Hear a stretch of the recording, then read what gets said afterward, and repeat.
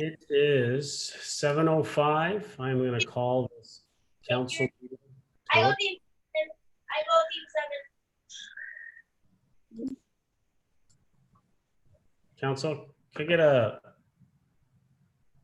motion to approve the agenda with the additional items, which include a delegation, administration revision to recommendation item R2, and withdrawal of a motion. Councilor Gartner's motion has been withdrawn by Councilor Gartner. I don't see she's here. I was going to ask her just to confirm, but she's not here. Would someone like to move that? Councilor Thompson, seconded Councilor Humphreys. All those in favor? Opposed?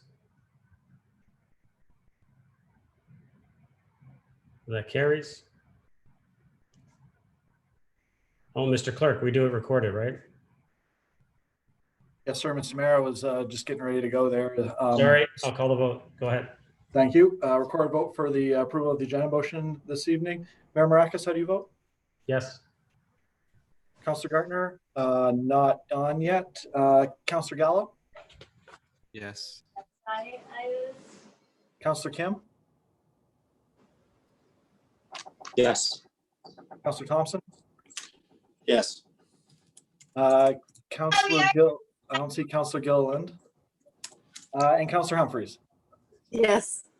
Motion carries. Thank you, Mr. Clerk. Any declarations of pecuniary interest? Seeing none.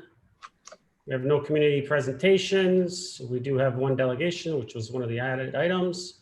Ms. Suzanne Little, crossing guard at Aurora Heights Public School regarding item S1R1.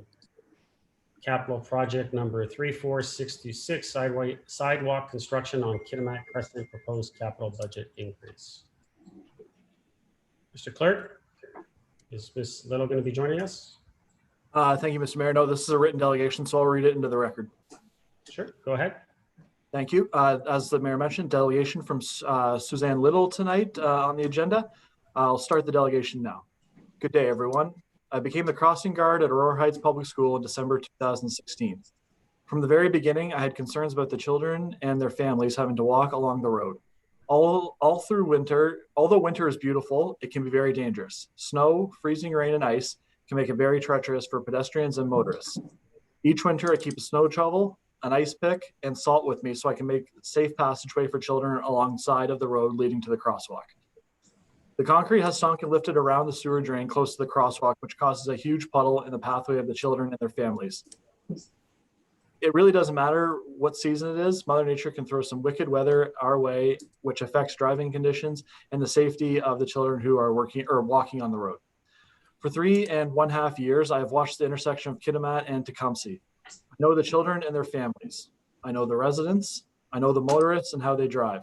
I know which children are more impulsive than the others. I know which cars stop for the stop signs and which ones don't.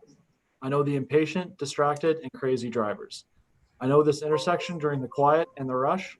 I know most dangerous incidents I have witnessed involve children walking to school on Kitimat. The children deserve a safe route to and from school. When school was in, I came across an average of 46 Aurora Heights Public School students and their families. 23 of those children were in kindergarten. 15 of the children live on Kitimat. There are grandparents, pregnant moms, babies, and strollers. Please don't let this budget increase delay this project any longer. Please don't let the families face another winter walking on the road. I apologize if I come across as naive when it comes to politics, because I am. I can completely appreciate and respect the fact that COVID-19 will have a significant impact on the town's budget. I understand that the increase of this size may be difficult to approve. For me, though, I look at the value of a child, and there is no comparison. What a wonderful gift the town of Aurora could give the children when they finally get to return to school. My mom always told me to stand up for what I believe in, even if I stand alone. Thank you for your time and consideration. Stay safe and healthy in this crazy world. Suzanne Little. Thank you, Mr. Clerk. Someone would like to move motion to receive? Councilor Kim, second. Councilor Humphreys. Mr. Clerk, call a vote.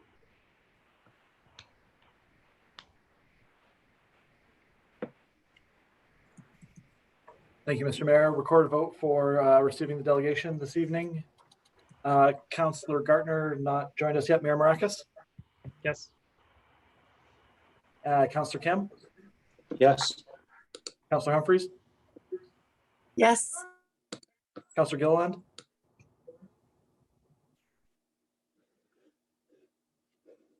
Yes. Councillor Gallo? Yes.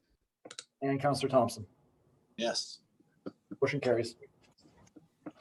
Thank you, Mr. Clerk. So we'll move on to consent agenda. We have 2 items, C1 and C2. Does anyone have any comments or questions on those, or would like one of them pulled? Seeing none, would someone like to move the approval of both those items of the consent agenda? Councillor Thompson, second. Councillor Kim. Call the vote, Mr. Clerk.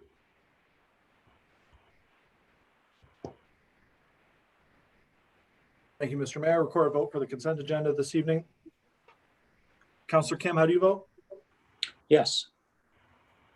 Councillor Gilliland? Yes.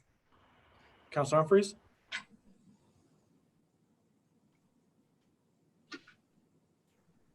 Sorry, I had someone come in. Yes. Councillor Gallo? Yes. Councillor Gartner? Hasn't joined us yet. Councillor Thompson? Yes. And Mayor Maracus. Yes. Motion carries. Thank you. So we're going to move to standing committee reports, council. Got S1 and S2. Does anyone have any comments or questions or like anything pulled on those items?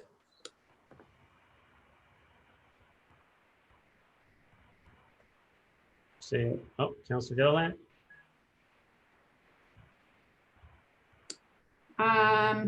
R1, From which one? S1 or S2? S1. S1, R1? Yeah. Thank you. Anything else? No, that's it. Thank you. Does anyone else have anything? Councillor Kim? And then Councillor Gallagher. R1 from, I'm not sure which one. It's R1 for the Katimat sidewalk. I believe. Mr. Clerk, I don't have that in front of me. Is that S2 or S1? That's S1. I believe Councillor Gilliland. Only Councillor Gilliland pulled? That's what I thought. Just wanted to make sure. Thank you. It's already been pulled, Councillor Kim. Okay. Okay. Is that the only one you have? Yeah, that's it. Thank you. Councillor Gallo? S2, R2, please. S2, R2? Thank you. Anything else?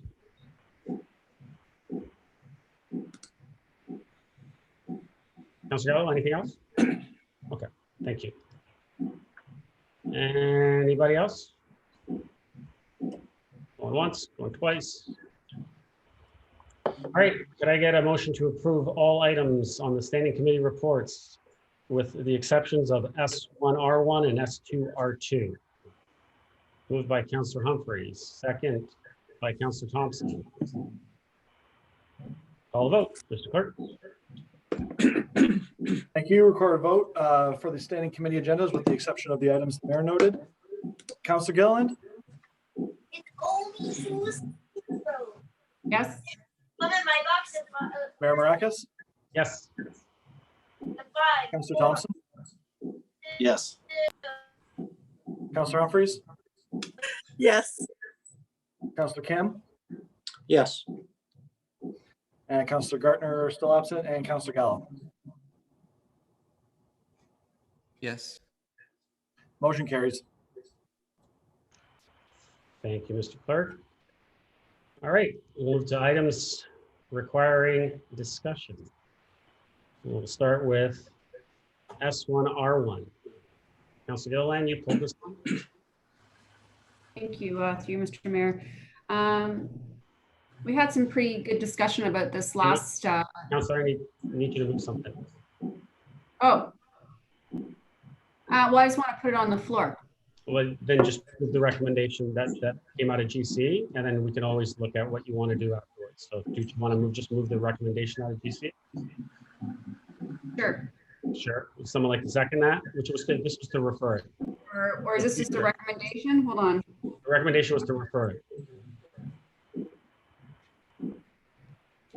If you don't agree with it, you can always change your mind. It doesn't mean because you moved it that you have to agree with it. I know you just Okay. can't speak to it. All right, well, can I just, okay. Sorry. All Councilor- right, so I just have to say, Yeah, just wait. Councilor Gardner wanted to second that. Is that fine, Councilor Gardner? Sure.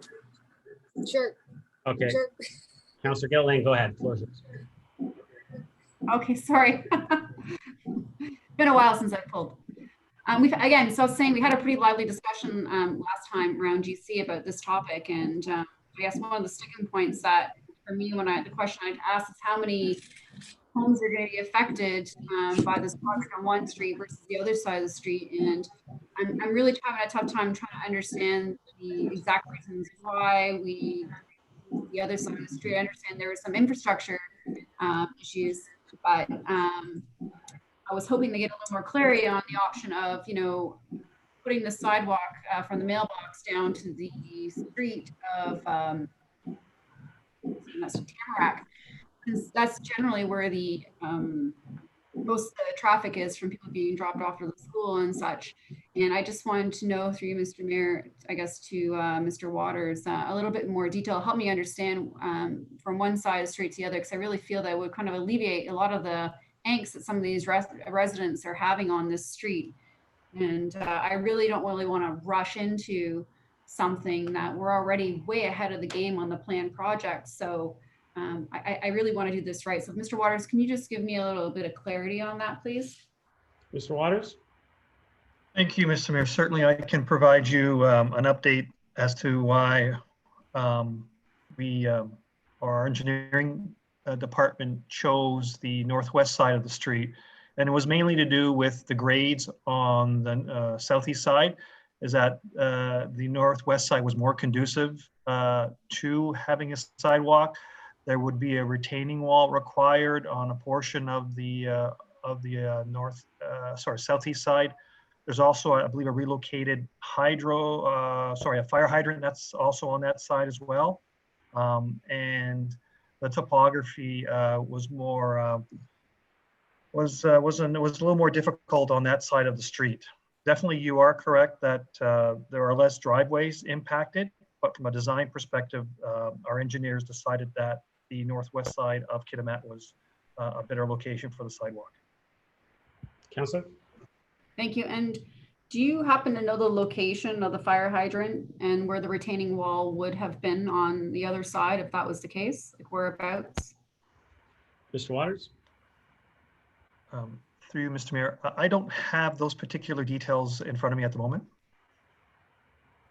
Okay, because I think that I had mentioned last week kind of the opportunity of possibly exploring the property number, I'm going to say 23, 25, and 84 Kitimat from the mailbox down to where the actual crossing guard stands. If whether or not there was any of those constraints on there that would, deter us from doing just kind of like a partial sidewalk from one part to the other. And I also had asked a question and perhaps maybe have some more clarity on whether or not it's in that portion. And I also asked last GC about the sidewalk that's being proposed, and there's a property 86 right on the corner, which is the other side. And I believe it's like a street lamp, maybe it's a hydro pole, I'm not sure. I'd have to kind of drive by and take a look and see. And that seemed to be right in the way of where a sidewalk would go as well. So I kind of see that there's challenges on both sides. And I just wanted to know if any of those two things were taken into consideration. If you can give me some clarity on that, that would be great. Mr. Waters? Through you, Mr. Mayor. Yes, I can have that information for next week, as we are bringing forward to you the Aurora Heights safety plan as well. I think it's important to note, though, is that we already gone to tender on the sidewalk on the northwest side. So if the decision is made to relocate the sidewalk to the other side of Kitimat, we'll have to go through a brand new tender because the cost may be totally different than what was forecasted through the tender process. Councilor? Thank you. I guess the challenge I'm having is there's so much disruption, and I thought for some reason we were going to wait for this working group report to at least kind of have something to compare to. From what I understand, there wasn't even a recommendation for a sidewalk from the working group, and which was kind of interesting, to where they were more interested in more the lay-by option. Is there a way that, I mean, we don't need to necessarily rush into this. Is there a way that, you know, we could maybe defer this to next council to allow us to have an opportunity to look at this report to get a fulsome understanding of what the community is looking for as far as solutions? Mr. Waters? Through Mr. Mayor, the Aurora Heights safety plan does include Kitimat, a sidewalk on Kitimat Crescent. So, you know, it's assuming that council's decision from November 2019 is going to be carried forward, and that sidewalk is part of the plan. What you need to be cognizant of at this point in time is that as we move into the summer months, there is a construction period required for the sidewalk, no matter what side you decide it should be on. And the longer this decision is delayed, and if we have to go to a new tender, then we are going to be into the school season by the time it's finished, or potentially it'll have to be delayed until the following year. Council? Sorry, I was just reading something. So you're saying that if we were to wait and kind of go through the report and kind of have look through that, it would take an entire year to go back to this project? Is that what you said? Mr. Waters? Through you, Mr. Mayor, no, what I said, Councillor, is that the longer the decision is made, the longer it's going to take to construct the sidewalk. If you decide to relocate the sidewalk to the southeast side, we'll have to go through a new tender, and it's not likely, probably very improbable, that we will have the sidewalk constructed for the beginning of the school year in September. Council? Right. Well, given the uncertainty of the times, we don't even know if you know, we are going back to school in September. I guess there is room for waiting, and I just really want to make sure that we do this right. So obviously I'm not the only person that pulled this or wanted to pull this, so I'm really interested to hear what other councillors have to say. I'm going to leave it at that and go from there. Thank you. I have Councillor Humphreys, then Councillor Gardner, and then Councillor Kim. So Councillor Humphreys, you're up. Thank you, Mr. Mayor, and I appreciate, I guess, was this, just to clarify, Mr. Mayor, was this supposed to be referred to next meeting? And we brought it up because we just pulled it for discussion. But right now on the table, this recommendation is referred to June 2nd. I just wanted to confirm that. Clerk, what was the original referral?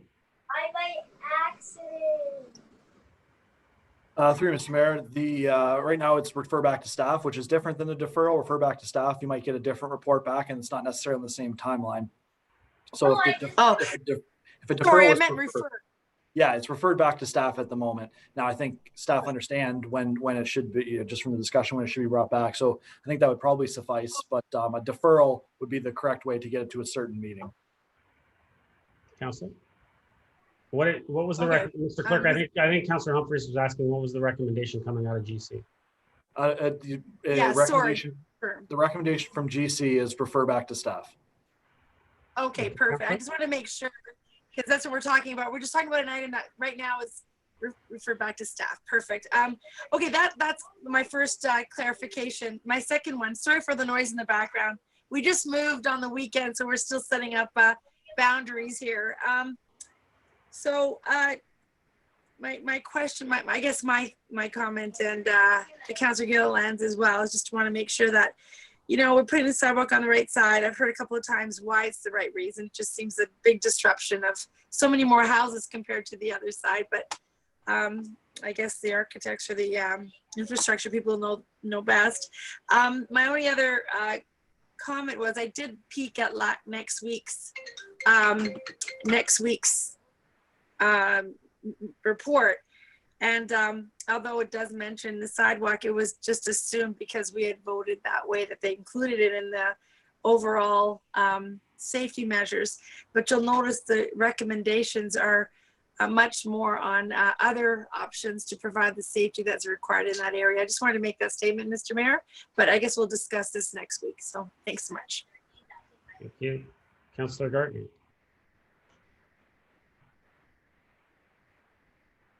You're on mute, Councillor Gardner. Thank you. Go ahead.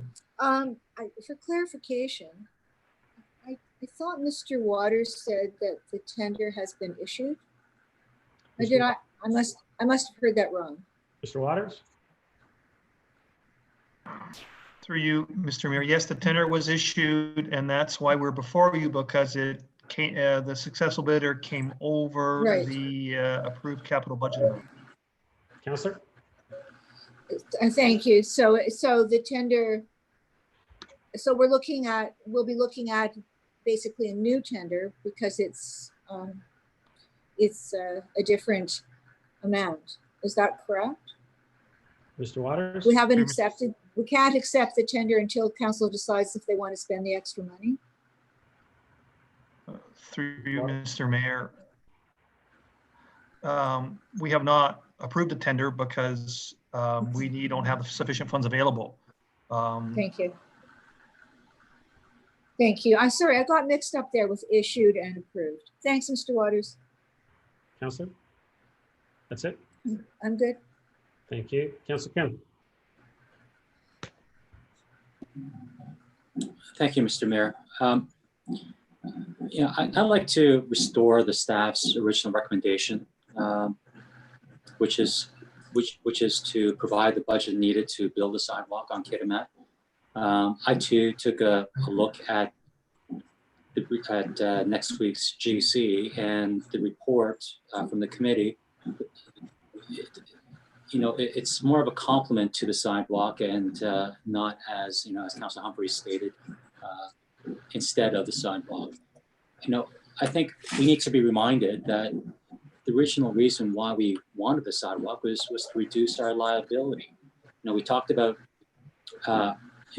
several and joint liability, or joint and several liability, and the 1% rule. Whether you are 100%, responsible for any kind of a traffic pedestrian accident, or 1%, you could be liable for all 100%.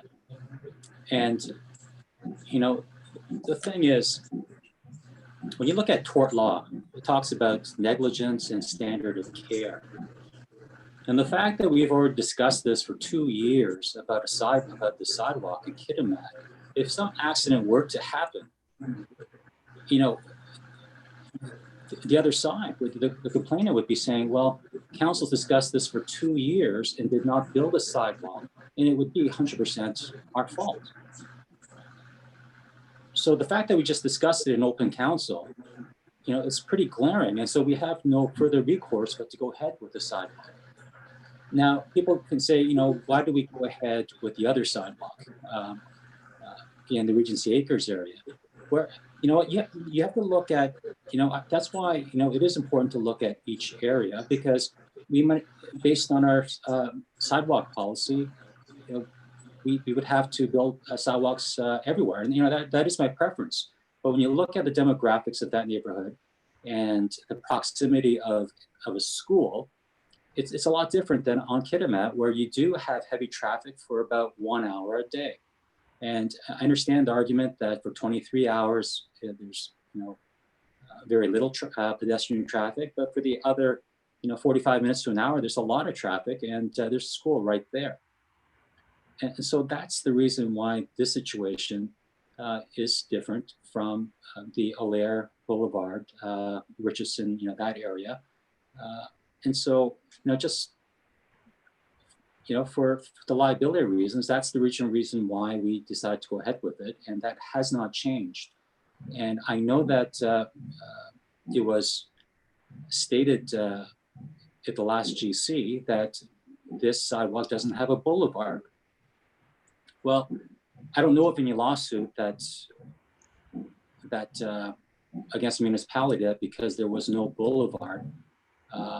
But the fact still remains that the the sidewalk is critical for increased safety, whether it has a boulevard on it or not, to have a little bit of a distance. You know, if a car goes off the road, hits the curb, whether you have that 3-foot stretch, I don't think it's going to provide that additional measure of safety. The measure of safety is provided by a sidewalk, and that's the main reason why we chose to have a sidewalk. So I like to restore the staff's original recommendation to increase the budget to construct the sidewalk. All right, Councilor Kim, if that's an amendment, I'll come back to you. Councilor Thompson has his hand up, so I'll go to Councilor Thompson first. Councilor Thompson? You're on mute, Councilor Thompson. Oh, now you're on. Sorry. Through you to Mrs. Wainwright Van Kessel. I believe when we were talking about this back at the beginning of the month, one of the questions was whether or not the vendor would extend the tender. And I apologize if the information was sent to us, but I haven't sent it. So perhaps she can respond whether the question's been asked or not, because I thought that the tender expired at the end of the month. Ms. Wainwright Van Kessel? Through you, Mr. Mayor. So the tender is set to expire on June 2nd. We have gone out to ask for extensions for all 11 proponents that have put in bids. We have not heard back from 4 of them with a confirmation yet, and one of them we're yet to hear back from is the lowest bidder. However, the lowest bidder has responded back, and what they are looking for is to make sure that they still get to maintain the 40 days construction period if this award is delayed. So should the award be delayed, they just still want to make sure that they get the same amount of time that they bid on to do the construction. So if it doesn't get awarded to the end of June, it's likely that some of this construction could extend into September if we are to allow that. Otherwise, if we cannot confirm that, we don't know if they will extend. Councilor? Thank you. Appreciate the information. Thank you. Does anyone want?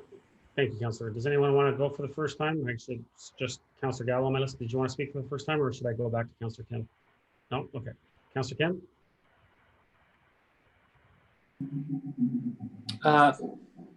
No, I'm good for now. Thanks.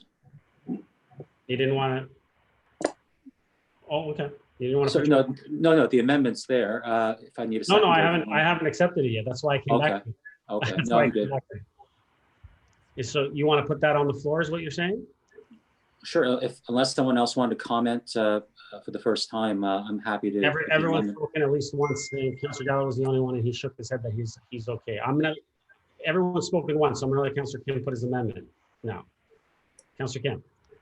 Okay, I'll like to put the amendment in to restore staff's original recommendation for increasing the budget to go ahead with the construction of the sidewalk on Kitimat. Okay, and I'm just going to refer to the clerk. Mr. Clerk, is that okay? I would think that normally we would go to defeat this and then put forward something like this, or is this in order? Mr. Clerk? Through you, Mr. Mayor, I agree with you that normally Mr. Clerk, I got a point of order. Sorry. Sorry, I was trying to lower my hand because that was the question I was going to ask the clerk. Whether it's contrary or basically not. what I was asking. Okay, thank you. Mr. Clerk, sorry to interrupt. Go ahead. No problem at all. Through you, Mr. Mayor, it's a motion that council has done before. So I'm inclined to let it go in that case, but I'll leave it up to you because the 2 scenarios are the ones you proposed.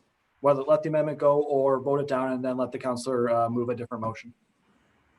Okay, well, I mean, if we've done it before, Mr. Clerk, you're telling me we've done it before, and it would be in order, it would be fine. I'm fine to move forward with that amendment as long as there's no objections. If there's an objection, we can go forward the other way. So if I have a seconder to that, to Councillor Kim, unless there's an objection. Point of order, Councillor Gellerlein. Sure, I just couldn't figure out how to find that for the longest time. You were really choppy, Mr. Mayor, when I was putting the recommendation on the floor at the very, very beginning when I pulled it. Did I not say to put the recommendation on the floor? Is that not what happened? Yes, and Councillor Kim's making an amendment.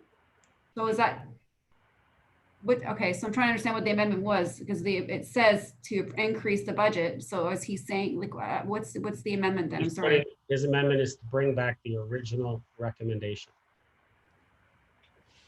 So this is not the original, the May 5th. So do we have, No, that's our the original. The recommendation coming out of General Committee, Councillor, was that it would be referred back to staff.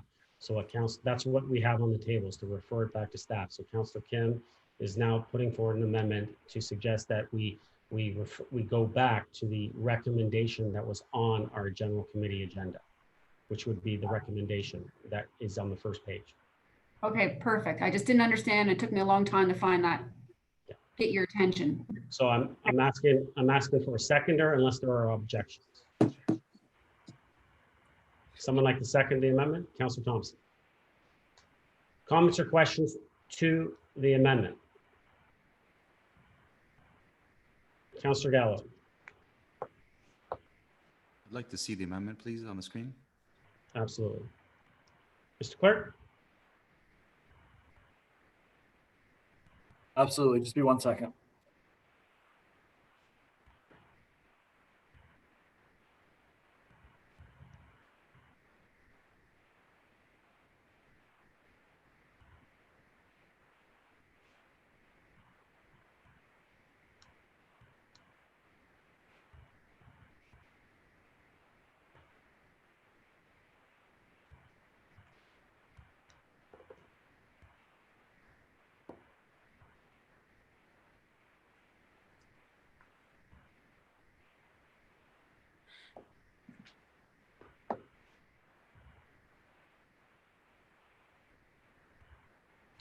Mr. Clerk, could we get the original recommendation put on the screen as well? Absolutely. Just 1 second. Thank you.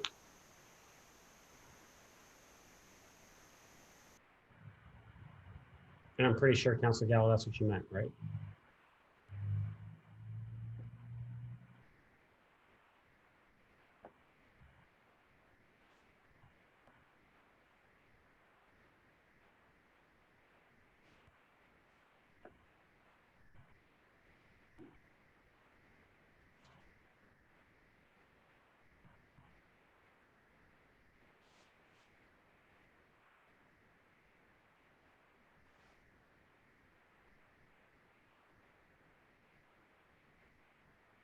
And if you want, I'll read it while it's going up. The recommendation is one, that the report number PDS 20-029 be received. And two, that the total approved budget for capital project number 34626 be increased from 100,000 to 192,700, representing an increase of 92,700 to be funded from the roads repair and replacement reserve. Councilor Gallo, you still have the floor. That's all I want to see. Okay, thank you. I have to the amendment, Councillor Gilliland, then Gardner, and then Thompson. Councillor Gilliland. I don't have a comment. I was just looking at the original recommendation when I was making my first comments. So I'm gonna pass. Okay, I didn't mean to have my hand up. okay. Councillor Gardner.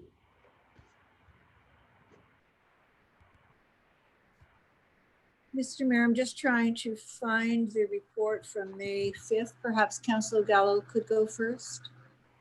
Councillor Gallo has nothing. He just wanted to get the item in front of us. Okay, thank you. Well, I'm going to go from memory then. I don't remember any kind of a sidewalk project that had built into the budget all these extra costs in case something needed in the road needed to be repaired or replaced. And I'm sorry, I should have asked Anka this perhaps, but maybe Mr. Waters. It's a very unusual tender in that why are we so worried about what's in the road?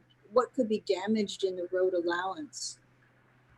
Mr. Waters? Through you, Mr. Mayor, this is the approach that's been suggested by my engineer to deal Right. with any issues that come up through the construction. It's more of a fill.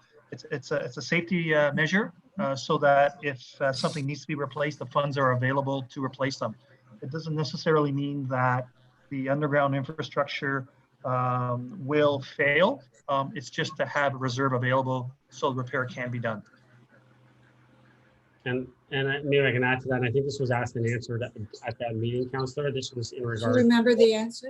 Yeah, this was in regards also, and Mr. Waters might correct me if I'm wrong, but this was also in regards to the fact that the sidewalk would be pushed closer to the road, and also that there would be some widening on some of the things. So if all of them that were able to be widened were widened, there would be an extra cost. Mr. Waters, is that correct? That is absolutely correct. Thank you, Mr. Mayor. Thank you. I'm sorry, that it's going to cost extra to widen the driveways? Widen the boulevard part of the driveways. The Thank part you. that the town owns. Okay, so it's the fact that the sidewalk is actually going on to where the road is now. And in that process, we might be disturbing some of the underground infrastructure. Mr. Waters? Through you, Mr. Mayor, it's because the sidewalk is being pushed right against the curb. So there could be some damage to the infrastructure that is right by the curb. Counselor? Thank you. Thank you. Well, if this goes to next week, I'll ask the question again, because we've done a lot of sidewalks, or not a lot, but we've done some sidewalks that are like this right up against the road. Mary's one of them.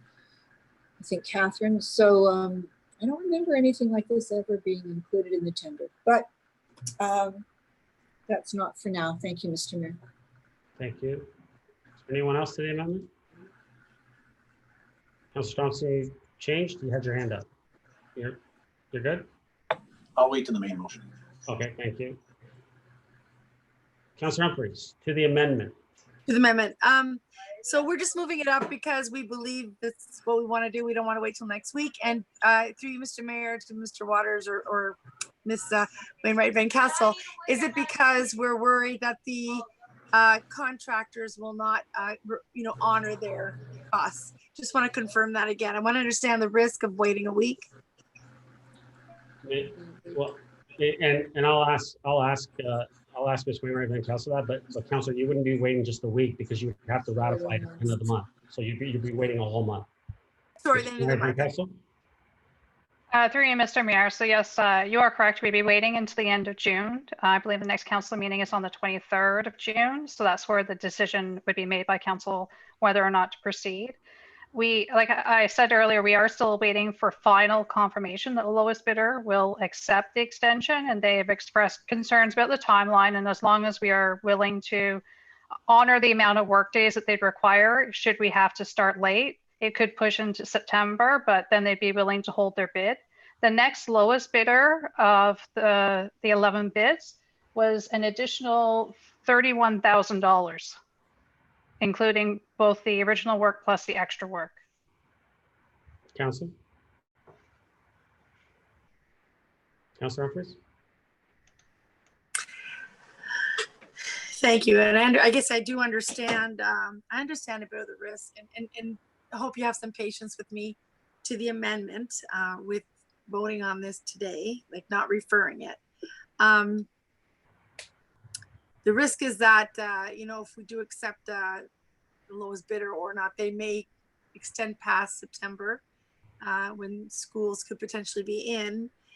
So there's a risk. Can you tell me how late a sidewalk can get installed? I mean, I know construction work stops, when the snow hits. I'm just wondering, I mean, in terms of if this does not pass and we wait to the end of June, ratified by the end of June, I guess we have a risk of that, right? I just want to ask again, it's going to help me vote properly, right? And the only reason I'm looking at the referral is last week I just thought we could have a wholesome discussion on the report from the working group, and I did take a peek at it this afternoon or later today, and I see how everything works together. I just wanted to have a fulsome discussion. It is at $100,000, potentially not spent, but potentially spent. So I'm going to look at this as a $200,000 sidewalk. And at the end of the day, I hope it provides what the residents are hoping it will provide. So just want to ask, if they start later, will they have to stop midway and start in the spring, or will they be able to complete by, end of September, October? I'm just trying to see the risk of not going for this right now. Mr. Waters? Through you, Mr. Mayor, definitely if you wait another month, construction won't likely start until mid to late July, I'm thinking. Right. And then it definitely will run into September. The bulk of the work will likely be done before school starts, but I mean, there is cleanup, there is any kind of resodding to be done. And if there's any issues with this infrastructure, that may delay the project a little bit in terms of replacements. But definitely, it's going to probably go into September by the time you're finished. Council? Okay. Okay, I appreciate that and understand that. Okay, thank you. Councillor Gardner, do you have your hand up for a second time? Thank you. If you do, but hold on, I'm going to go to Councillor Gallo for the sure. first time. His hand just went up. Councillor Gallo? Thank you. I just want to ask staff through you whether, if we approve this tonight, do they have enough information to satisfy council's motion in terms of moving forward with the project? Mr. Waters? Through you, Mr. Mayor, I didn't really hear Councillor Gallo's question. Councillor Gallo, could you repeat that? Just wanted to know if staff has enough information in the motion to move forward with the project. Are there already delays? And Ms. Wainwright Van Kessel had expressed that some of the bidders have not responded. Some have some concerns. Through you, Mr. Mayor, our report from May 5th does provide our preferred consultant based on the tender process at the amount that's been proposed. We are confident that this contractor will be able to do the job for the price that he's bid for. Councillor? Okay, thank you. Thank you. Councillor Gardner, second time? To the amendment, please. You're still on mute, Councillor. Thank you. I hope it's to the amendment. If we decided to wait, and I think the intent was to get more fulsome information feedback. So if we decided to wait, it would be possible for us to call a special meeting to approve this. We wouldn't have to wait till the end of June. That's a question to the clerk. Councillor, we could always call a special meeting. The chair could call a special meeting. We try to avoid special meetings. Well, we might call this. I know previous.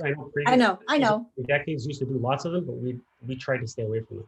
No, and I understand that. But if it does give us more information and back at a way to decide this, I think the majority of us voted to refer it back to staff, then we could call a special meeting. And with respect to delaying, they're obviously looking for an 8-week window to do this. If we waited till the end of June, we're potentially causing an issue because we could have rain. I mean, you don't know with contracting, it is weather dependent. So I would think if we want to wait to get more information and make sure, hopefully we're making the right decision, then we could always call a special meeting to approve it earlier. Thank you. Thank you, Councillor. I don't see any other hands up. I'm going to call the vote on the amendment. Mr. Clark? For a vote for the amendment to S1R1, Councillor Gallo, how do you vote? No. Councillor Kemp? Councillor Kim, you're on mute. Sorry. Yes. Councillor Thompson? Yes. Councillor Humphreys? No. Mayor Maracus, Yes. Councillor Gilliland, No. and Councillor Gartner. No. The motion fails. Thank you, Mr. Clerk. Back to the original motion to refer.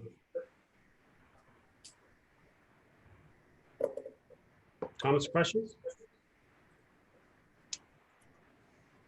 Call the vote. Mr. Clerk?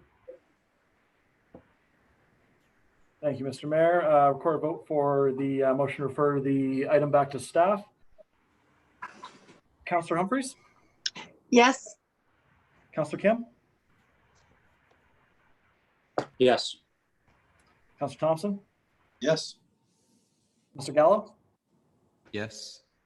Councillor Gilliland, Yes. Mayor Maracus, Yes. and Councillor Gartner. Yes. Motion carries. Thank you, Mr. Clerk. S2R2. Councillor Gallo, you pulled this one. I can't move the recommendation, Mr. Mayor. Someone like to move the recommendation?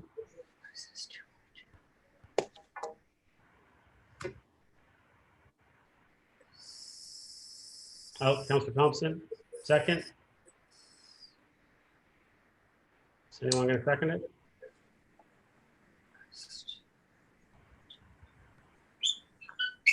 Everybody? Councillor Kim. Point of order, Councillor Thompson? Just to be clear, we're referring to the motion as amended and suggested by the clerk, right? Yes.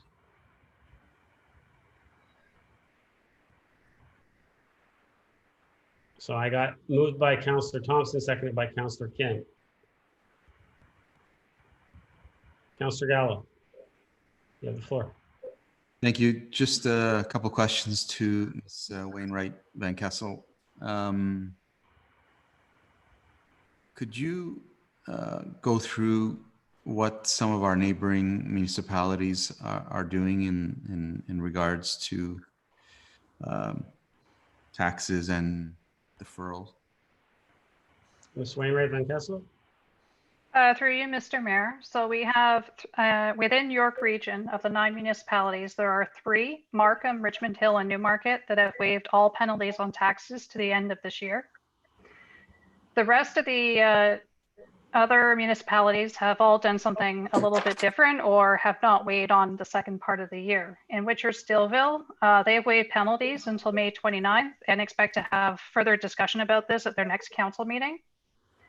Vaughan has waived penalties until July 1st, and then they have also waived final tax bill dates by 30 days for the second part of the year. East Gwillimbury has waived penalties through the end of July.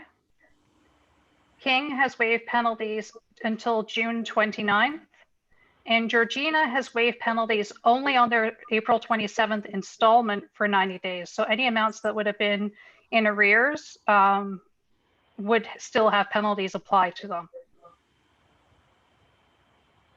Councillor? Thank you. And what about the region and the province, specifically regarding education? Ms. Wainwright Van Kessel? Through you, Mr. Mayor. The region has provided some relief to the amounts that we pay to them and collect on their behalf. So their payments for June and September are interest-free through the end of the year. They also have a payment that's due in December, which has no interest applied to it until the end of March. So that does provide some flexibility there. For the school board payments for the province, their second and third installments, so the installment due on June 30th and September 30th, have been deferred by 90 days. So basically we now have an installment on September 30th, another one at the end of December, plus the regular installment that is due in December still remains in December. So we have a double payment at the end of the year. Councillor? Thank you. And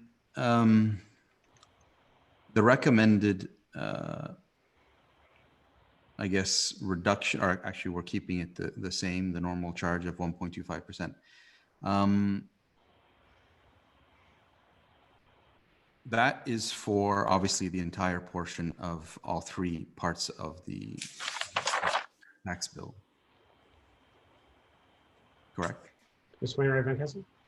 Through you, Mr. Mayor, yes. So it is based on the outstanding balance.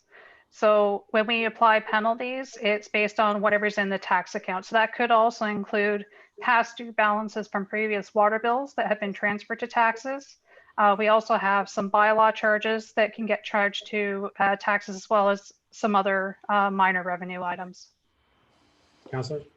So what I guess I'm trying to get to is you know, further thinking after our last meeting, if we remain status quo at the 1.25% for penalties, I just find it awkward that, well, first of all, that surrounding municipalities are doing something very different. But secondly, upper tier municipalities are being a little more aggressive, and that you would hope would carry through to the residents of Aurora. But as the motion is before us, and please correct me if I'm wrong, anybody, we're actually benefiting from that because the region, the province isn't going to be charging on any arrears in varying degrees, yet we will be on their behalf. Does that make sense, Ms. Wainwright Van Kessel? Ms. Wainwright Van Kessel? Through you, Mr. Mayor. So our normal process is when we do get bills from the region and from the school boards, we normally pay those on time, even though not all of our taxpayers pay us on time. We generally would then charge them the 1.25% per month, and then we would keep that as part of our revenues. And this is to manage some of the risks that we normally have. Now, in this situation, the region and the school board have provided some flexibility, but there are two ways here to provide flexibility to our residents. So one of them is through the penalties that we charge on taxes, and the other is through the dates that we actually have the final bills due. So this report actually recommends the deferral of those final dates. So the final dates would normally be in July and September, and we are proposing September and December 1st, or September 15th and December 1st. So that does provide some relief to everyone throughout Aurora, while mitigate some of the risk of us having that double payment to the school board at the end of the year. Councillor? So if I understand correctly, any of the benefits that the upper tier levels of government have issued that should flow through to our residents are intact if we approve what's before us? Ms. Wainwright Van Kessel? Through you, Mr. Mayor. So we are not floating through the entire benefit. When we look at the region, what they are doing is they are waiving penalties on their second and third installment through the end of the year, and then the final one into next year. But the school board, they're still expecting to receive all their tax money within 2020. So that we have that payment in September, and we have a double payment in December. And those were considerations when we looked at the cash flow overall for the town to make sure that we had sufficient funds to make those payments on time. And our understanding with the region is if we do collect taxes on our regular installments, we submit to them the share that we've collected on their behalf. And that's what they are asking for the local municipalities to do. But through you, Mr. Mayor, in the case of the region, we're collecting them, but even though the intent of what they're trying to do is that it flows through to the residents. And I get the feeling that we're not doing that.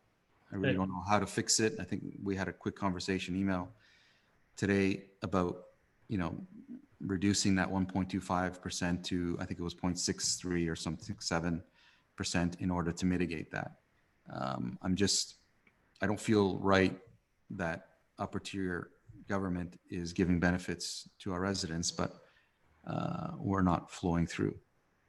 as the motion stands right now. Thanks.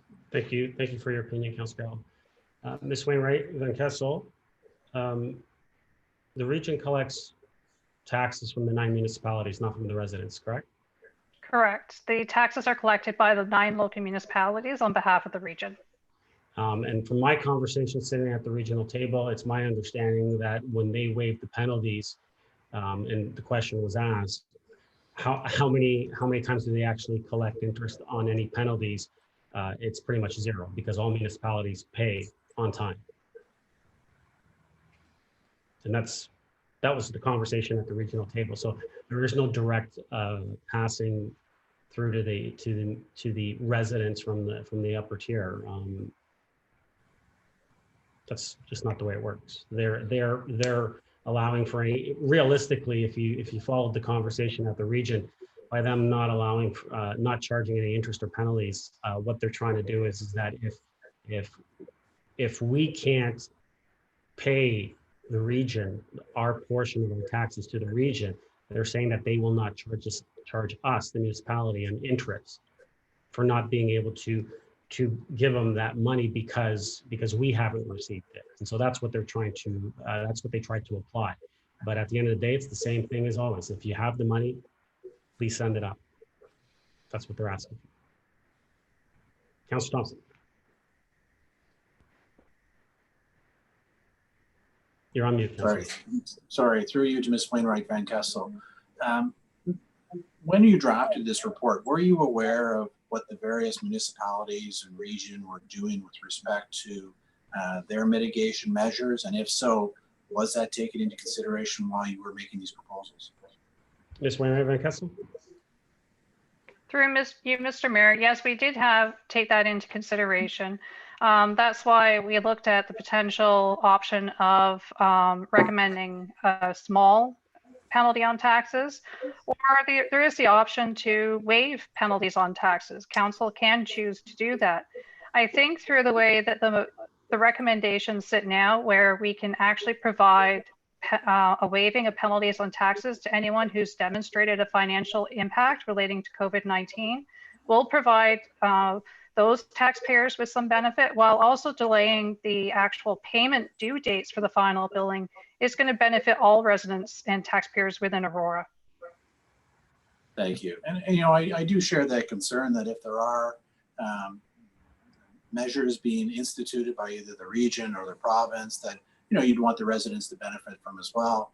Hearing those concerns, Mrs. Wainwright Van Kessel, do you have any further thoughts with regards to the recommendations in terms of either adjusting that penalty of 1.25% or other measures? Or are you confident that the amendments we made on the 19th will ensure that, you know, our residents, you know, don't lose out on those opportunities to mitigate some of those impacts being instituted by the other levels of government?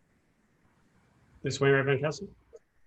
Through you, Mr. Mayor, I think the timing of the changes on the final tax bill does accommodate to some degree the flexibility provided by the region and the school board. For the school board, it ensures that we do collect the taxes this year because we do have to have them all paid by the end of the year. Also, with the ability to have the application process in place for those impacted by COVID-19 that are financially impacted, we'll be able to provide that flexibility to those residents or businesses to be able to waive the penalties on taxes to make sure that they get some additional accommodation throughout this process as well. Thank you. Appreciate it. Any other comments or questions on this one? Councilor Gallo, second time. Yeah, under these, you know, circumstances and crazy times, you know, it's obviously very difficult to find a happy ground to make everyone happy and help in any way we can. I understand clearly how the funding model works, Mr. Mayor. These are unique times, and I would beg to differ that if upper tier municipalities are giving some benefits, it should trickle down. And I'd ask that the third point be voted on separately, as I won't be supporting that 1.25%. I think we should be across the board, similar to Richmond Hill, Markham, and Newmarket, and waiving those fees. Okay, thank you. Any other comments, questions? See none, I'll call the vote. We're going to call a vote on 1, 2, well, actually everything but 3. The third clause we'll do separately.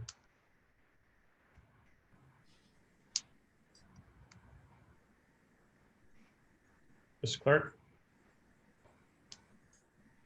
Thank you, Mr. Mayor. It'll just take us a second to get that on the screen before I call the vote or call out the vote.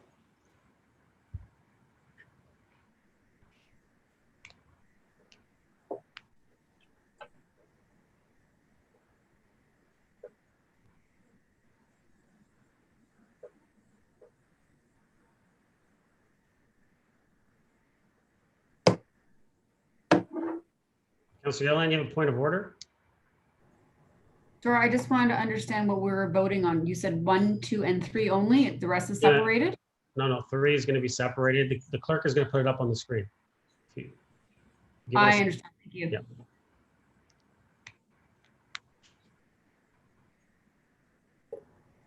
Councilor Kim, I called the vote. I know you want, did you want to? Yeah. I think I gotta let everyone else speak, so. No, you missed my hand that was up there before you called the vote. But I just want to make one comment that that 1.25% are only for those who can pay and who are not. We're still allowing forgiveness of the 1.25 on a one-off basis. If they come to the town, we will forgive them. So I just want to make that clear. Thank you. Thank you, Councilor.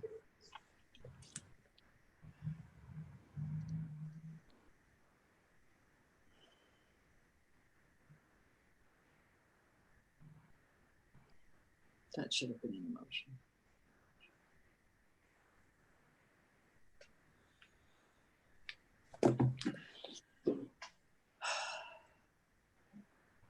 So the motion, the first part, the 1, 2, 4, 5, 6, 7 are up. I'll call the vote for that, Mr. Mayor. Thank you. And if I can just read that out, because I think someone said it should, and I don't know who said it, it should be in the motion, and it is actually number 5. The treasurer be able to provide relief for penalties on taxes that to those demonstrating financial hardship related to COVID-19. Right. That is in the motion. Good. So we are helping out our residents. Mr. Clerk? Absolutely. Thank you, Mr. Mayor. Record vote for R2 for clauses 1, 2, 4, 5, 6, and 7. Mr. Mayor, how do you vote? Yes. Councillor Humphries? Yes. Councillor Gartner? Yes. Councillor Gilliland? Yes. Councillor Gallo? Yes. Councillor Kim? Yes. And Councillor Thompson. Yes. Motion carries. Thank you, Mr. Clerk. Number 3. Can we get that up on the screen?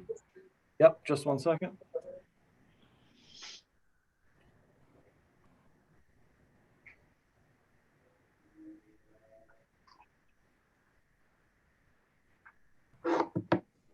I can make a comment.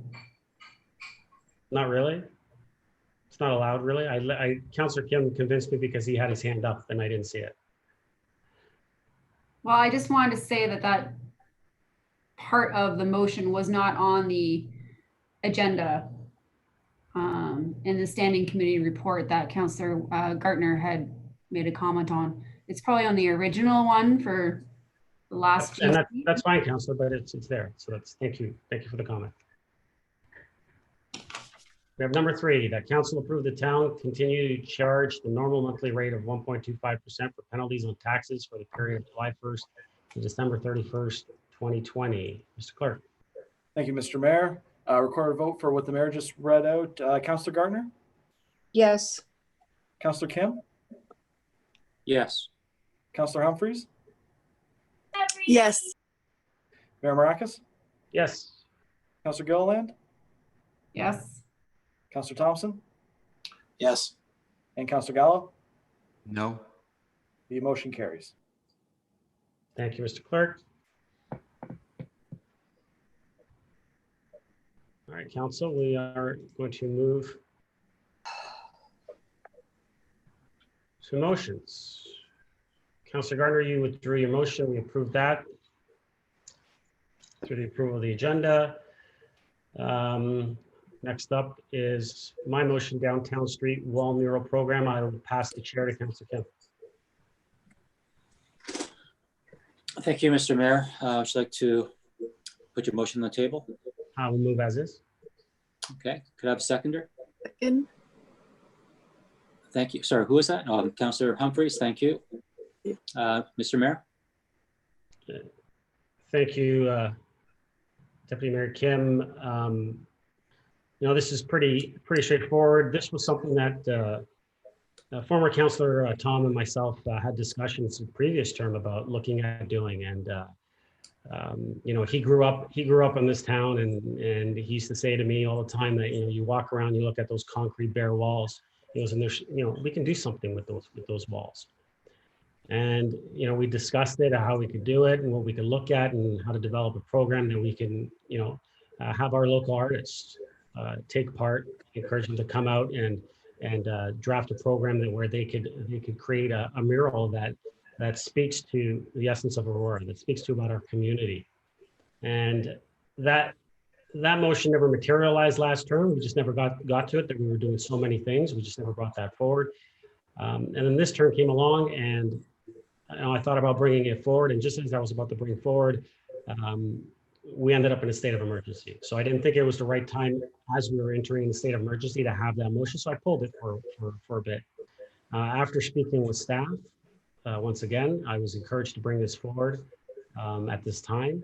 And, you know, and I thought that a great way to do it was to at least tie at least one of the retaining walls, that they be dedicated to our frontline workers. And when I say frontline workers, I mean all our frontline workers, everyone that has had a hand in helping this economy continue and not fall apart while we're going through this pandemic. And obviously all of our healthcare workers did tremendous work that they've done. It's just been incredible. And so I wanted to do that, but if everyone can indulge me, I wouldn't mind just adding one more caveat into there. I wanted to make sure that all, basically any retaining wall that gets identified by staff, that any wall that we do go out, any mural that is presented to be commissioned, to be done, that it speak to Aurora, that it speaks to our community, that it has a tie to our community, that it's about Aurora. And so that, so I would like to add that as a clause, and if my seconder is okay with that, I'll just make it as a friendly amendment. Mr. Clerk, I guess if we can add that on, if that's the case, under that, I think it's the third clause with the third and second clause, the one with the specifics about the mural being dedicated to the frontline workers. If we can add that, the rest of the remaining retaining walls that are identified be dedicated to specifically to Aurora-based murals. Mr. Clerk, I think, I believe Councilor Humphreys smiled in agreement. Can you put those added verbiage? Through you, Mr. Chair, absolutely. I would note the motion's on the floor now, so a friendly amendment needs consensus from the mover and seconder, of course, but the rest of council too. So if there was disagreement, we'd have to do it the formal way, but it doesn't look like it at the moment. So we will add the verbiage the mayor just said to clause number 2.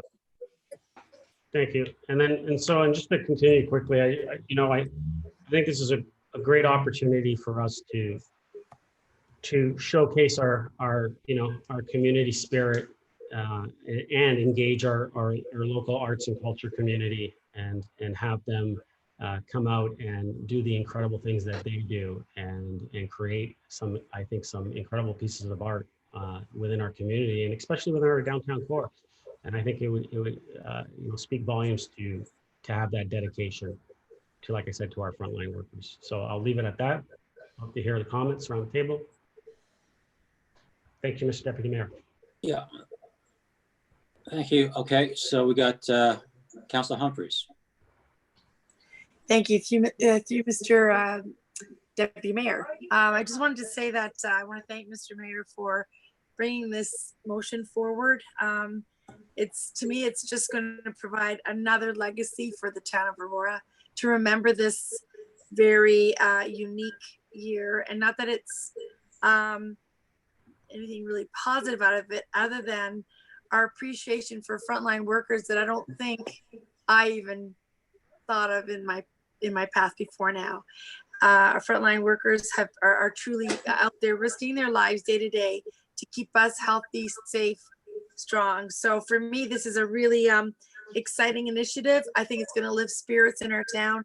I hope we can get this report back soon so that we can understand how the program is going to work and really enjoy what the creative arts and culture community that we have, the best ever anywhere, can provide for us. Just a quick little note, my parents are from, or I was from a little place called Emery Village, which is Jane and Finch, but they were trying to change the connotation of Toronto. There was something similar to this that never came to fruition. This is about 20 years ago. And I know that would have made a difference if there was enough support behind it. So I'm really excited this happening here in the great town of Aurora, and looking forward to seeing some wonderful creativity in our town. So thanks again, Mr. Mayor. Thank you, Councilor Humphries. I can't see anybody, so if you guys could. I got Councilor Gardner, then you have Councilor Gilliland. They both have their hand. Thank you. When this staff report comes back, will it have guidelines? For example, will artists be requested to submit a design? Will it be council that approves the design? Are the artists being paid? If they are, where's the money coming from? With respect to the that short block of the historic downtown, if there's something in that area, that might be something that the BIA's money would be well spent on. But there's no parameters, and I'm just wondering, do we need to give staff instruction on this? I can answer that, Mr. Chair. Mr. Mayor? So Councillor, that's what number 3 is. Be it further resolved that the report include guidelines for program objectives and eligibility requirements and timelines for selecting local artists. So that's what would come back to us. Everything that you asked would come back in the report. Thank you. Including who's the approval authority? Yeah, how we would be selecting, all of that would come back to us. And we can squabble and fight about how we would decide that at that time. Right. I mean, we need a good art policy, Mr. Mayor. Absolutely. Councillor Gilliland? Thank you, and through you, Mr. Deputy Mayor. I just want to say, wow, this is such a great initiative supporting our local artists in our town. I mean, it's one of the few sectors that have been hit really hard, and I think this comes at a really good time where we're coming together as a community and engaging with one another, supporting one another. And I really love the added comment that Mayor Maracas had made about identifying who the frontline workers are, which is representative of many people, which really is a lot of different industries within Aurora to keep it going. And I think as a community, we've been very supportive and trying to shop local, and we've had a lot of part-time workers, grocery store workers, obviously our health workers, people volunteering and providing food. This is just, and I just think it's a great dedication to our town. And as far as the rest of the retaining walls, I think it's pretty open-ended with Aurora, and I think that it can be a pretty, I guess, subjective in how that's, I guess, interpreted. But we're going to leave that creativity, I guess, to the artists, which is great. And I can't wait to see what these program guidelines and requirements are and what the budget looks like. But I really do feel like this is a great way to kind of come out of this and find opportunity and celebrate with one another. So I think this is great, but I am curious, Mr. Mayor, if you don't mind, because obviously you've looked at this before, but waited to kind of bring it forward. How many potential locations that we have between Aurora Heights and Kennedy? Mr. Mayor? Thank you, through you, Mr. Chair. We have three major ones, and then I believe we have two smaller ones, and then it would just come to the point of what can be feasible, what can be used, how big does it need to be? And so that's why staff need to just look at it and identify those for us and make sure. But there are three major ones that could definitely be used that we know of. But the smaller ones, can they be used? Is there enough space on there to do something? Or do we just do it just to liven up the area as well, to freshen it up with an artist, putting on what they can on even a small area? It's amazing what artists can do given, doesn't matter what the sizes of the canvas, right? So, maybe they will be useful. So I would say there's anywhere from 3 to probably 6 locations that could be utilized. But we'll have staff come back and tell us in that report. Great. No, that's perfect. I can't wait for this report. I think it's a great initiative. And I'm sure our Arts and Culture Committee would love to hear about this as well and kind of hear that this hopefully does. I feel like it's going to pass tonight, but it'll be definitely some good news to pass along to the arts and culture community. Any other questions or comments? Councilor Gardner? Thank you.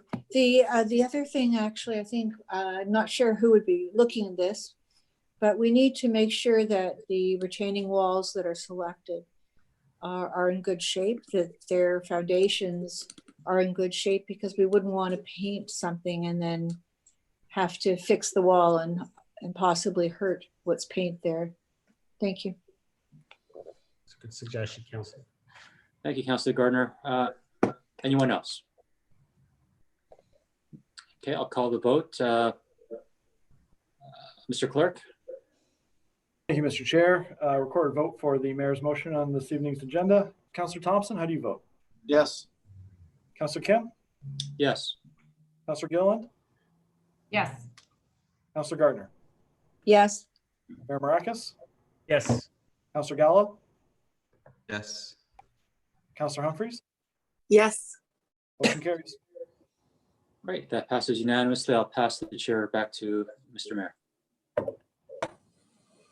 Thank you, Mr. Deputy Mayor. So we'll move to our next motion, which is Councillor Thompson. I'm sorry, I'm trying to pull it up in front of me, Councillor Thompson. So municipal service level and delivery review. So, Councillor Thompson, would you like to move that? Obviously, yeah. Okay, seconder. Councillor Kim. Councillor Thompson, floor is yours. Yeah, thank you. I hope everybody's had a chance to look at the motion as well as the reports I sent to everyone last week, which included the 2013 service level review that was done at that time. If you went through it, you see that it's a pretty extensive evaluation of the organization at that time, complete with a section on opportunities as well as identifies future actions. I think it's always important for us as an organization to continually evaluate and see how we can do things better. Sometimes it's best to bring in a third party to be able to take a look at it. I had wanted to introduce this earlier this year, but obviously, circumstances being such makes it difficult. In conversations with our CEO, we felt that it really would be too time consuming to engage a consultant in the fall, given all that's going on and some things that have been essentially put on hold while we deal with the pandemic situation. And so a good compromise would be to refer it to budget. It then becomes a capital project. We can discuss it in further detail at that time. But I did want to put some timelines on it. It's my expectation that if it gets approved, then it becomes part of the business plan for 2021, and we start off right in Q1, send out the RFP, tender it, and get going on it as soon as possible. I look back in 2013, the cost in that case was about $60,000. I don't know if it'll be roughly the same or not, but at least that gives everybody a ballpark of what to expect when the capital sheet is before us in, I think, November, December, when we deal with the capital budget.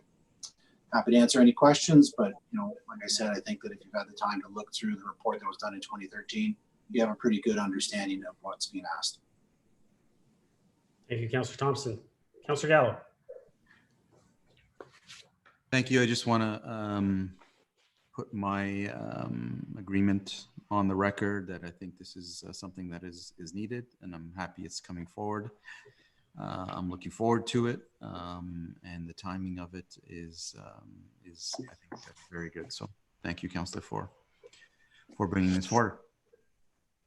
Thank you. Councillor Humphries. So, excuse me, Mr. Mayor, I should have just put my hand down. I just want to echo Councillor Gallo's comments. Councillor Thompson, this is the right time. It's been 9 years, and I think it's a good time to get this on the table. And you know what? I think there'll be some really different, I think this report, when it comes back to us, will come up with probably some very different things that we probably haven't seen before due to the circumstances. And hopefully will really help us do more with less in different ways. So thanks again for bringing it forward. Thank you, Councillor Gardner, then Councillor Gilliland. Thank you. Thank you, Councillor Thompson. I'm very much in support of this. And we are in changing times, and we need to look at how we might want to adapt to that. Councillor Gilliland? Thank you. I took a look at the report routine, so thank you so much for sharing that with us, because it really gives us a sense of what to expect, which is really interesting, and does break things down. I actually think the timing is very interesting and is really good, because COVID-19 has really proven that the way that we work and the new normal could change. And having this assessment right now may actually work in the advantage, and we'll find some efficiency in our operating just based on connectivity, remote work. Who knows, maybe we can attract different employment that's not necessarily in Aurora and servicing the needs of the community. And you're seeing trends now, corporations that maybe cutting some of their operational costs or finding efficiencies just through this, I guess this experience has kind of forced us to be more online, more remote, find different ways of working. And I really hope that this report going forward will maybe take a look at those opportunities in that way. Just a question, typically, how often does a municipality do one of these reviews? Is it something that we're behind on? Is this something we're kind of ahead of ourselves? I'm not so sure who I'd be asking, but maybe through you, Mr. Mayor, Mr. CEO. Mr. CEO. To you, Mr. Mayor, I don't think there's really a standard frequency for these types of reviews.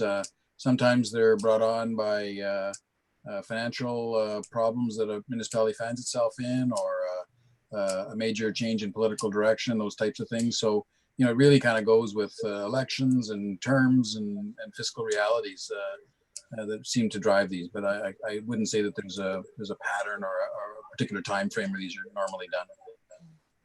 Councillor?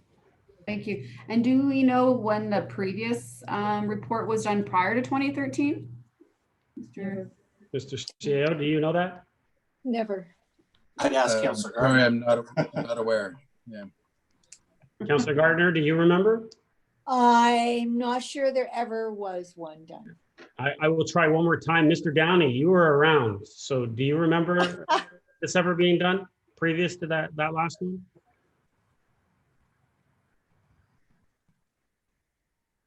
Well, the last one was done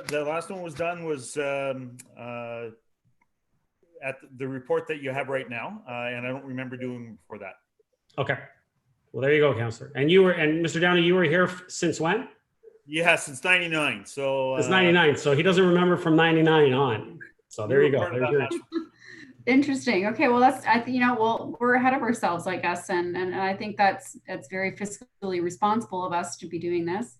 And I think the timing of it is actually on point, just because we are changing in the way that we operate, and our new normal could change. So here's an opportunity, and I thank you for taking this the time to put this motion together and bring it forward, and waiting and kind of seeing where we're at. So I appreciate it and look forward to it. Thank you. Councillor Kim. Thank you, Mr. Mayor. And I too would be in support of the motion. It's a long time coming, as everyone mentioned. And, you know, we had a little taste of a service level review for Parks and Rec at FAC and to have a more fulsome one for every aspect of the town is well needed. So I'd be in full support. Thank you. Thank you, Councillor. And I'm going to echo what everyone said right across the board. Councillor Thompson, thank you for bringing this forward.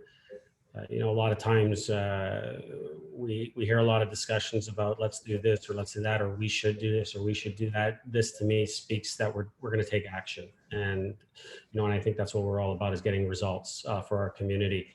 Since last term, halfway through with the development of the Finance Advisory Committee, I think we started down that path and looking at how we can find efficiencies. We've always said that our job is to make sure that we provide the best possible service at the best possible price.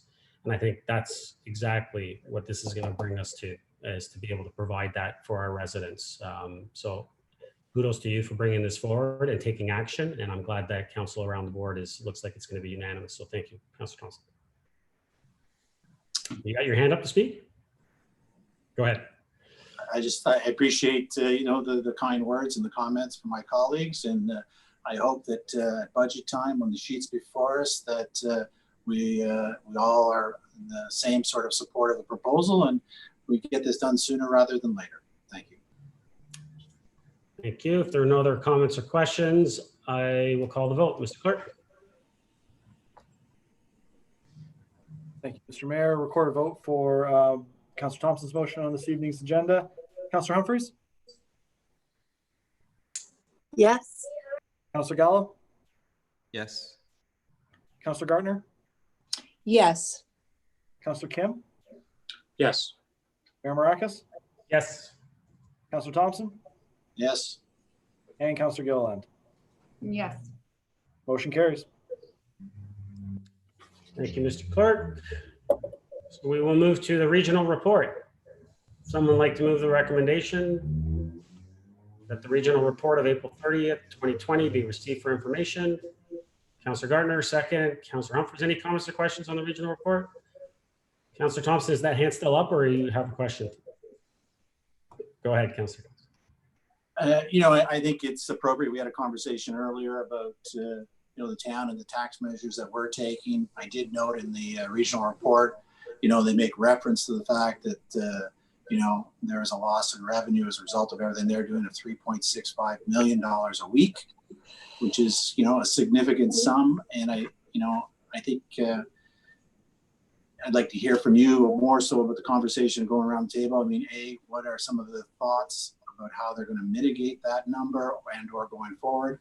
And what, if any, impact does that have on future taxes for Aurora? Absolutely. So, Councillor, I can tell you that number has changed. As bad as that number of 3.65 weekly, that number was developed because that was at a report in April, which means that it came to us from March numbers. The most current numbers as of April 30th show a projection of 3.9 million a week in the region, and in total to date 25.7 million. And so those numbers have changed from the original ones. I just wanted to let you know that. One of the major factors from a weekly basis is 1.34 million in payroll costs on a weekly basis. And the reason the payroll has gone up, I question that as well. Due to the fact that you see all the municipalities, doing layoffs as other businesses are. And so how do the payroll costs go up 1.34? They're due to the public health sector. So the region is in essence a hiring freeze, other than when it comes to our public health side. And so they've been hiring people, bringing in more people. There's more overtime in regards to the public health sector. And so that's where that jump has come from. And that's the majority of it, the percentage of that 3.9. The rest of it has to do with transit, the fact that ridership is low and revenues are not as what they used to be. Court services, same thing, a reduction in revenues. The offenses fines have gone way down. Fee revenue losses at York Regional Police in regards to their customer resource center being closed. I can go through the list. I'll send it to each and every one of you if you'd like, so you can see the breakdown of everything. But what is your other question? What is the region doing to look at mitigating these? We're doing the same thing that there's no motion in front of the region, but we are going to look at all the service levels, what we can do, where we can find savings. We're also, I know the chairman is working with the province and with the ministers and with the premier, looking at how they can work with the province to help in covering some of those costs. You know, right now there's a big push. The GTHA mayors have all met with the chairmans right across the province to look at how the province can step in and help maybe fund some of these shortfalls within not just the region, but a lot of the municipalities. And so they're having those discussions right now. Where a lot of the municipalities, a lot of the mayors are hopeful that the province will step in and help out in some of these deficits that are going to be hit. As we all know, municipality cannot run a deficit, and so therefore, when you have two options, you raise property taxes or you reduce service levels, and those are your only two options. And the province knows that, the premier knows that. And they're working with all the mayors right across the province to see what they can do to help us as well. So I'll give you an update as soon as we get some more information from those talks. I think it's always good to be informed. In addition, we've seen both FCM, which is the federal association for municipalities, as well as our provincial one, AMO, advocating on behalf of municipalities, because as we all know, we cannot run deficits. That's the bottom line with municipalities. And so, everybody's in the same boat in terms of the challenges they face financially. And so, yeah, there is pressure on the province and the feds to step in across Canada. So please keep us informed. I will keep you all informed. I will add that AMO is really working hard and advocating on behalf of all the municipalities. I know I've had my brush with AMO, but they're doing a good job right now in advocating on our behalf as well. That's it. That was my only question. Thank you. Any other questions on the regional report? Okay, I'll call a vote. Mr. Clerk. Court vote for the regional report on tonight's agenda. Councillor Kim, how do you vote? Yes. Mayor Maracus? Yes. Councillor Thompson? Yes. Councillor Humphreys? Yes. Councillor Gilliland?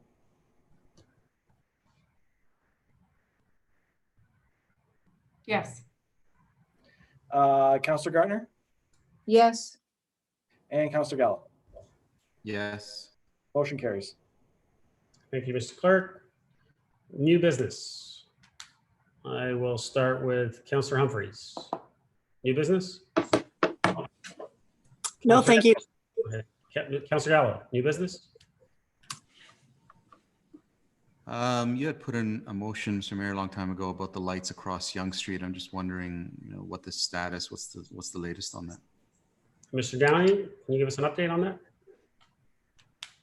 Certainly, Mr. Mayor. We've engaged a company called Tacoma Engineering out of Guelph in order to look at design for the anchors for the buildings.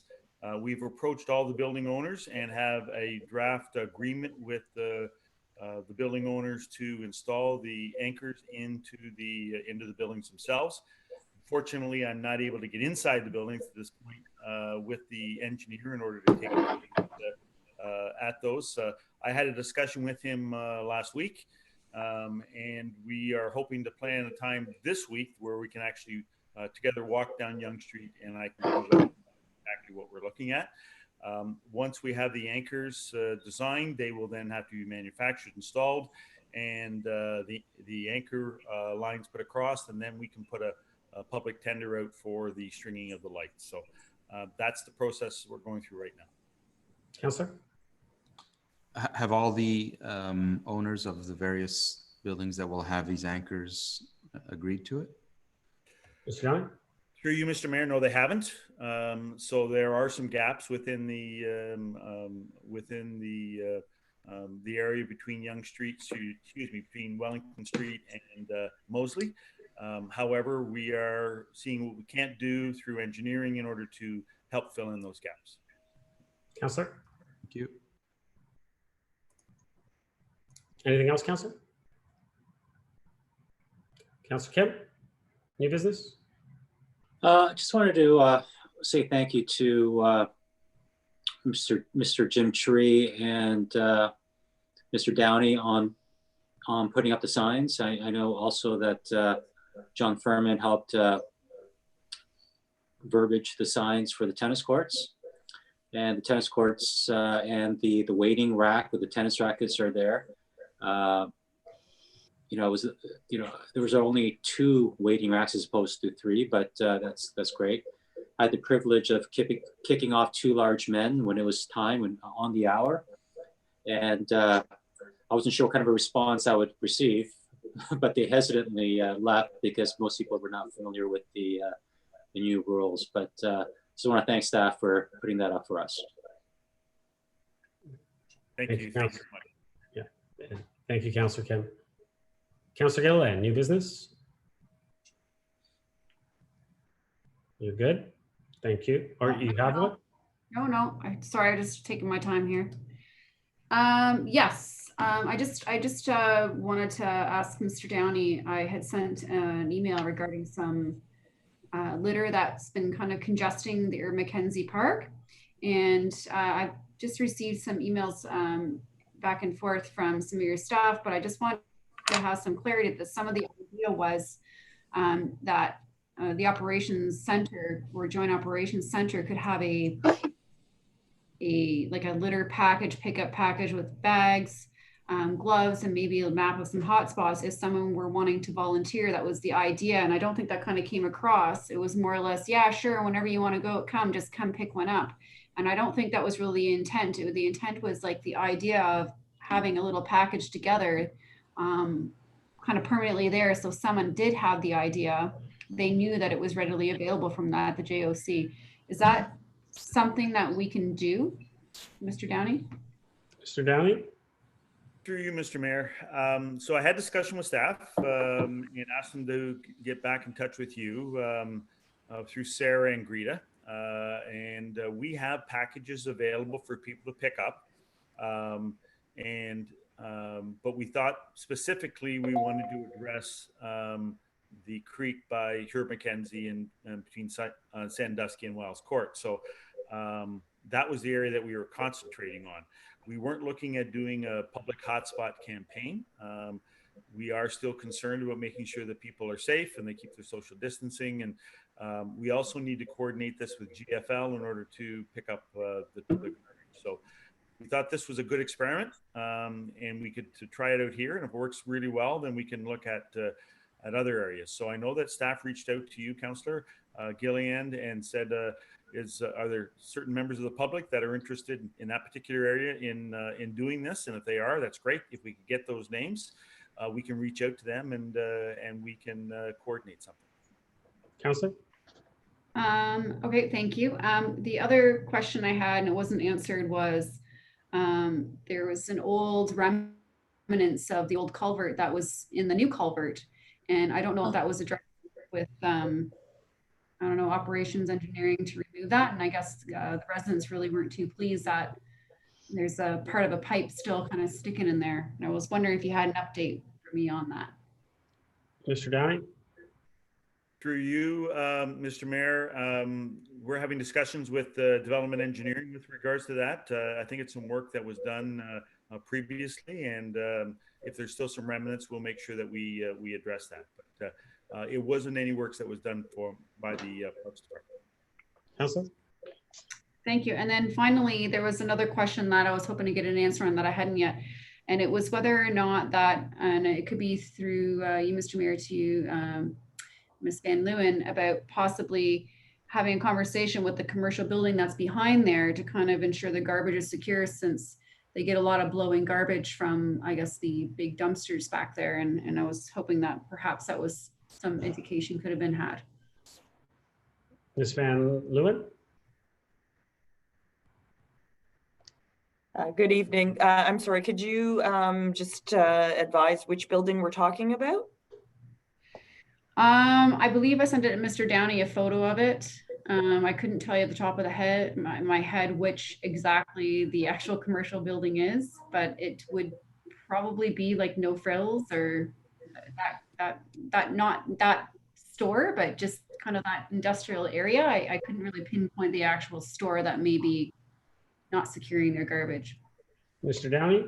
Talk offline if you would like, but is that Yeah, something that? Fine. Yeah, I think it's the car wash, Tasha. That's the area right beside No Frills. So maybe, Okay. Counselor, yeah, maybe you can take it offline with Ms. Van Leeuwen and you guys can have a conversation about that and we can Yeah, try to that's make no sure problem. that they don't have they can secure their garbage. Absolutely.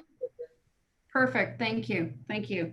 And I'll also be talking with staff a little more closely about these packages. I really do think that we have to have some sort of plan in place to at least try and clean up some of the blowing litter around our town, since we had not able to have the spring cleanup.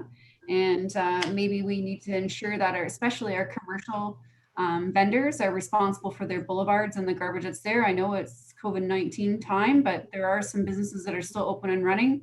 And yet, you know, the grounds are pretty messy, and I think that they need to have a little bit of education to help clean up our town since, you know, during this time. That's all. Thank you. Thank you. Councilor Thompson, new business? Yeah, just looking for an update on the construction of the new fire station. Perhaps Mr. Downey or Mr. Natarosny can just give a quick status update. Mr. Downey? Yeah, sure. I'd be happy to. We finally have a contract signed, which was a big step. So they have mobilized onto the site. They have now secured the site with fencing.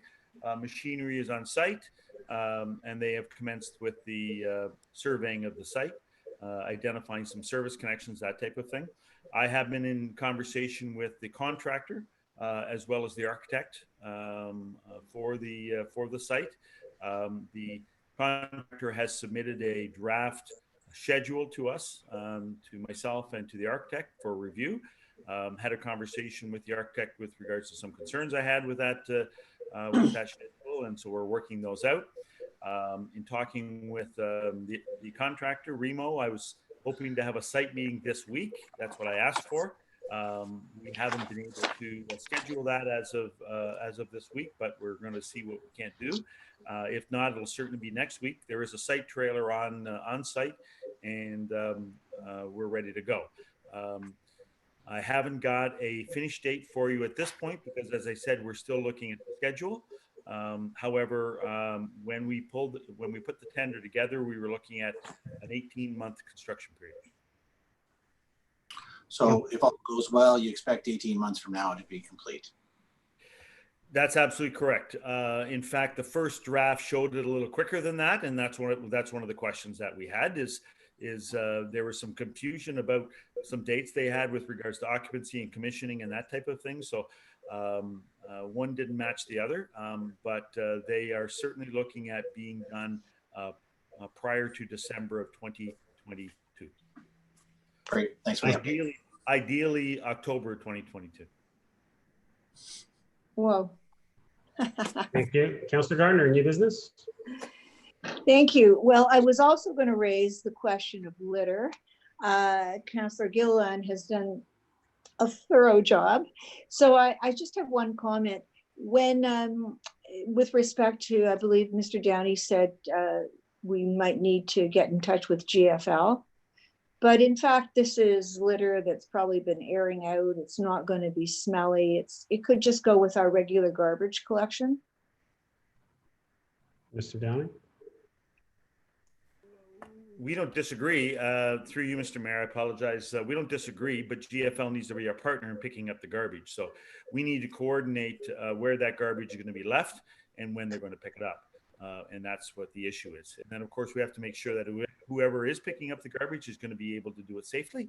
And that's a concern to us. So, as I said, I thought that perhaps this area that some residents had some concerns with on Herb Mackenzie Park would be an ideal pilot. And if that worked out well, then we could perhaps expand it outside of that particular area.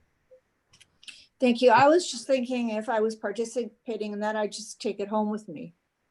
Anyway, Mr. Downey, the tree permit removal fees, they were going to be, I thought they were going to be reviewed and a report was coming back to council. Is that anywhere in the works? Mr. Downey? Through you, Mr. Mayor. So Councillor Gillian put forward a notice of motion, and Council approved that notice of motion with regards to review and coordination of our urban forestry plan as well as our tree removal plan. And that is coming forward. I've had discussions with staff. I'm sorry, but I don't have a date. I want to get it done by the fall if I possibly can. But I have staff already engaged in that review process. Thank you. I'm specifically referring to the fee structure. I thought at that time, and I think council might have agreed that or we should look at if they are too low.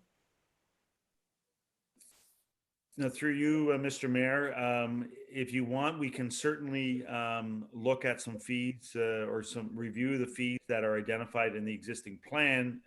If that is outside of the review that we're doing on the urban forestry and tree removal plan that we have going on now. So if you wish us to accelerate a review of the fees, we can do that.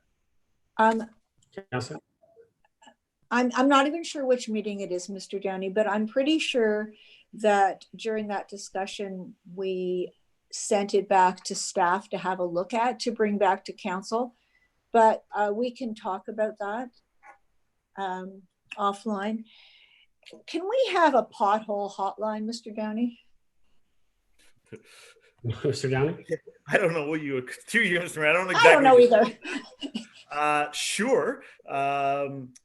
We're actually working on some new technology for potholes, believe it or not.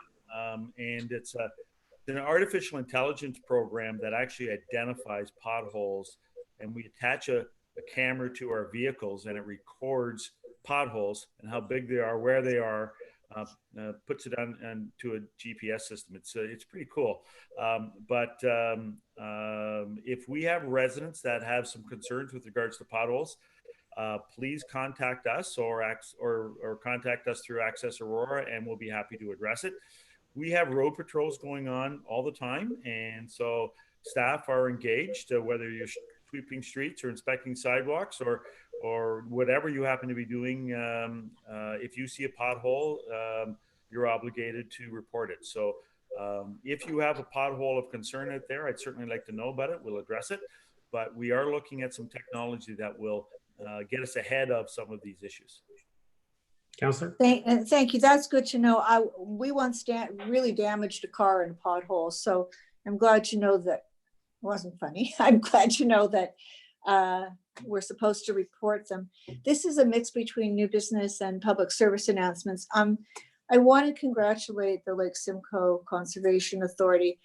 They were able to put together a balanced budget for 2020, and it's been very difficult because we have less money coming down from the province, and of course COVID-19, and so they worked very hard to cut costs and to delay projects. So congratulations to them on that. Thank you. It's very good. No, I gave it a clap. It was very good that they were able to do that. You have no idea how much work went on, and even they're doing hopefully next month, and might be able to talk about it, they're doing a reserve adequacy report. I mean, everything's a little bit different now in COVID-19. Yeah. I'm looking forward to hearing that, Councillor. Thank you. That's it for new business. All right. Bylaws. Oh, don't we do public service announcements? No, we do those, remember, general committee now, because we have 2 of those and we only have 1 council, so we flip them, remember? Could I just say one thing, please? It's about the opening of Shepherd's Bush. You've already gone, so you might as well continue. Go ahead, Councillor. No, but that is pertinent information, so go ahead, please. Thank you. So it's the opening of Shepherd's Bush on May 29th. I do want to say that the authority is opening their trails for passive recreation only. Unfortunately, there'll be no washroom available, and they're asking that visits be short and that there's no lingering in the parking lots, and they will be closed again if there's non-compliance. Thanks. Thank you for that update, Councillor. All right, bylaws. Someone like to move the bylaws? Councillor Thompson, seconded by Councillor Kim. Councillor Gardner. Thank you, Mr. Mayor. I wanted to speak to section 3.9, 3.8, and 3.9. It's the graffiti one. So it says every owner of a property or a building shall keep free of graffiti any parts of the building. And there's a long list, you know, common elements, something facing the street. And it also goes farther to fixtures, walls, fence posts, or other structures. So my question is, and I'm hoping maybe we can do a little more work on this. If somebody graffitis my wall, I mean, I didn't have anything to do with it, and yet I have to go to the expense of painting it out. It just, there seems to be a lack of fairness in this, and I don't know what the answer is, but I mean, people are suffering now economically, and, you know, people are also going a little bit crazy these days trying to occupy themselves and find entertainment. So I don't know, it just doesn't seem right that somebody could put graffiti on a wall and a property owner who really doesn't have a lot of money, who might be suffering, you know, economically, financially, would have to clear it out. So is that something that we could look at? I mean, could we keep that part, just 3.8 and 3.9 out of the bylaw approval, and look at it and see if we can come up with a solution that would. Ms. Van Leeuwen? Through you, Mr. Mayor, as it was stated in the report, we are one of the only municipalities who does not have provisions to deal with graffiti. So we have no tools available to us to take any kind of action if we don't have some regulations in place. Okay. So we would work with the property owner, we would work on a date for compliance if they needed a little extra time on the removal, and, you know, look at ways that we could assist them, possibly, you know, volunteers who might be willing to also help removal, and work with YRP, because there are those programs in place for youth that you know, have maybe been subject to these types of issues and are now sort of being geared towards community involvement and other, you know, other ways of dealing with this. So there are many ways, and that was identified in the report, and that was something that came up at the Community Advisory Committee, that we work on, work with YRP on a youth diversion program. Councillor? Thank you. And does anybody have it in their bylaw that if the graffiti that is placed on the wall, etc., if the property owner likes it, that they can just keep it? Ms. Van Leeuwen? Through you, Mr. Mayor, no one has that in their bylaws. Then, and also you should be aware that we do have a sign bylaw that speaks to murals, things painted on the sides of buildings, and it requires council approval. Okay. Councillor? Okay. Thank you. Thank you. Call the vote. Court vote for the bylaws on tonight's agenda. Councillor Gardner, how do you vote? Yes. Mayor Maracus? Yes. Councillor Kim? Yes. Councillor Gallo? Yes. Councillor Humphreys? Yes. Councillor Thompson? Yes. Councillor Gilliland? Yes. Motion carries. Thank you, Mr. Clerk. Closed session we do have, and we're going to be going back into closed session. Mr. Clerk, can you just remind everyone what we need to do? Absolutely. Samantha sent mayor and council as well as staff an email with the links to go back into closed session, as well as the reporting out link we'll need later. I would advise that they're separate meetings, so we can go ahead and pass the confirming bylaw of this meeting and adjourn, and then we're just in recess of the other meeting. All right, so we will close off this meeting with the confirming bylaw, and then we will adjourn, and then we will, as Mr. Clerk said, everyone check your email. We'll go to the new link for closed session, and then we will report back out to the public after we're done the closed session. So, motion to move the confirming bylaw. Councillor Humphreys, Councillor Gardner, Mr. Clerk. Record a vote for the confirming bylaw. Councillor Humphreys, Yes. Councillor Kim, Yes. Councillor Thompson, Yes. Councillor Gardner, Yes. Councillor Gallo, Yes. Councillor Gilliland, Yes. Mayor Moraes. Yes. Motion carried. Motion to adjourn. Councillor Gardner, Councillor Kim, all those in favor, hands up. Opposed, that carries. Thank you, everyone. We'll see you in closed session.